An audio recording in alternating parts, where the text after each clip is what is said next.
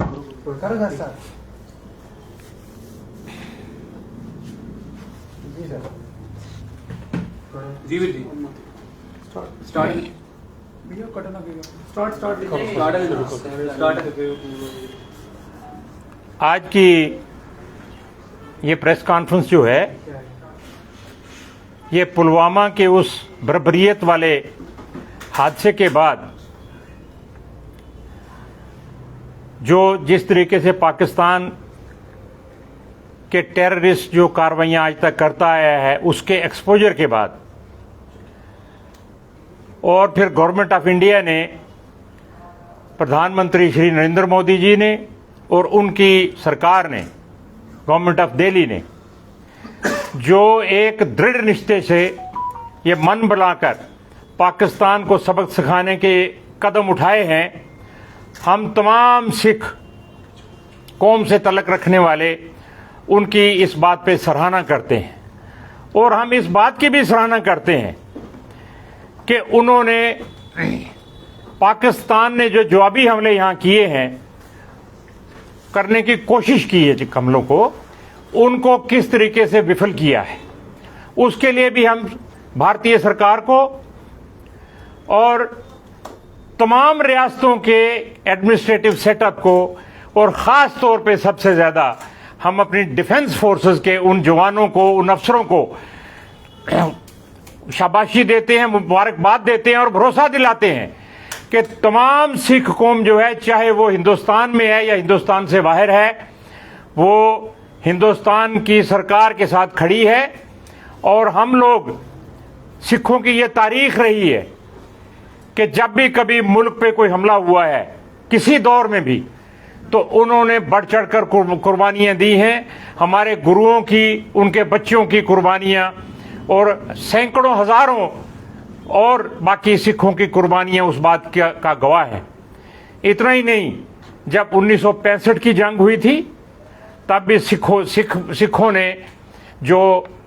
Role अदा किया था वो सराहनीय था। 1971 की जंग में जब जनरल अरोड़ा ने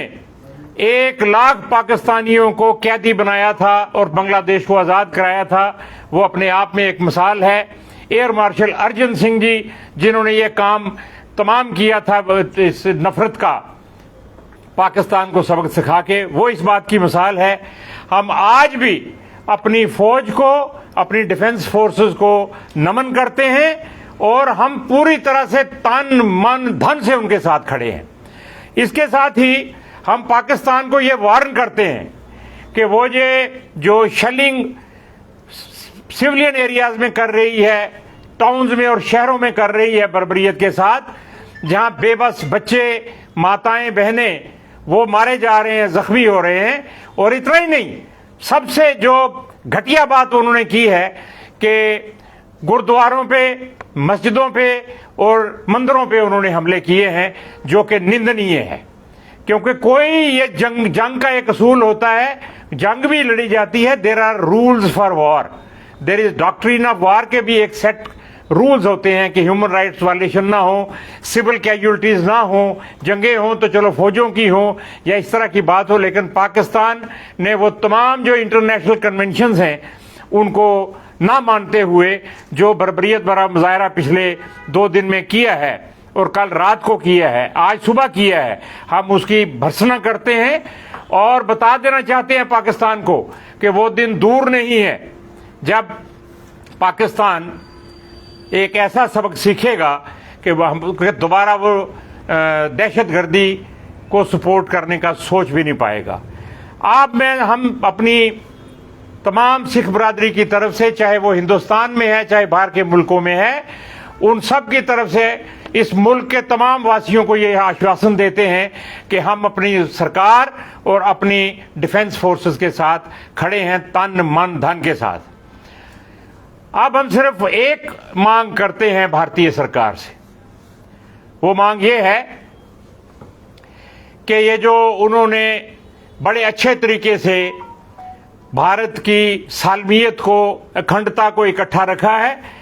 और जो लोगों में जज्बा है एक सेकुलरिज्म का, आपस में भाईचारा कायम रखने का हिंदू, सिख, मुसलमान, ईसाई सब एकजुट हैं, इकट्ठे हैं और इस मुल्क के लिए कुर्बानी कोई भी देने के लिए तैयार हैं। हम प्रधानमंत्री जी से ये अपील करेंगे, खास तौर पे जो पीओके से उजड़ के लोग आए हैं, कि ये मौका है कि हम पीओके को वापस अपने इस कश्मीर के साथ जोड़ें और हिंदुस्तान के साथ जोड़ें। और ये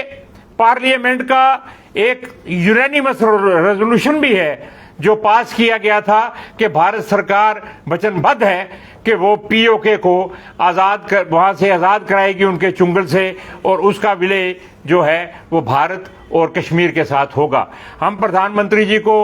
मुबारकबाद देते हुए ये फिर अपील करेंगे कि उस तरफ भी कुछ कदम उठाए जाएं, वहां जहां हमारी कुर्बानी की, हमारे साथ की जहां भी जरूरत है, हम दिन रात हाजिर हैं और अपनी फौजों को सलाम करते हैं, भारत सरकार को नमन करते हैं। जय हिंद, जय भारत। विजय साहब, जिस तरह से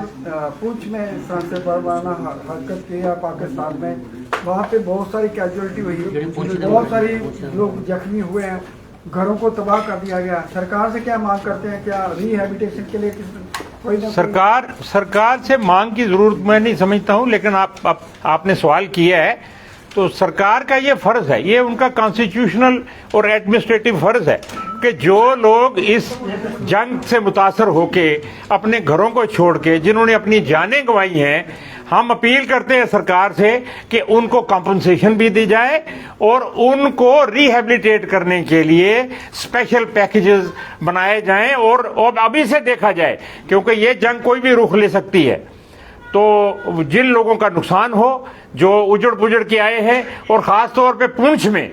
और नौशहरा में जो गुरुद्वारों का नुकसान उन्होंने किया है, श्रोमणी डेरा नगाली साहब पुंछ ने जो अपने उधर एक डिस्पेंसरी बनाई हुई है, उस डिस्पेंसरी के ऊपर रात को बम गिरा है। कल भी उन्होंने 6 गोले वहां पे फेंके थे जो द्रुंगली नाले में, जिसके किनारे पे ये डेरा है, वहां पे गिरे थे। तो ये इसके भी हम पाकिस्तान की भर्त्सना करते हैं कि उनको कोई सैंक्टिटी, किसी रिलीजियस सैंक्टिटी, किसी ह्यूमन राइट्स की सैंक्टिटी का कोई ख्याल नहीं है। हम भारत सरकार से उम्मीद ही नहीं रखते, हमें ये भरोसा है कि भारत सरकार इन तमाम लोगों को जो उजड़ रहे हैं, जिनको नुकसान हो रहा है आज के इससे पाकिस्तान की इस हरकत से, उनको कंपनसेट करेंगे और रिहेबिलिटेट करेंगे।